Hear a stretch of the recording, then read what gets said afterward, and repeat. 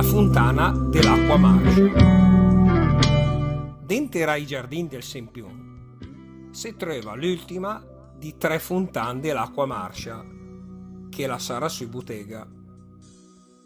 Fino a un po' di tempo fa si pensava che bev l'acqua dal saur di Euve Marche la varia fa ben, tanto l'è che si dava nel puntel chi per riempire i bottigli.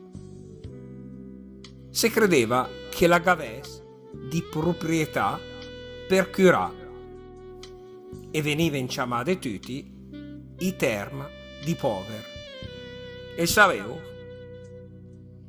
i alterdò fontan di Nancamò e si trovano in piazza Sant'Angelo e in via Piceno.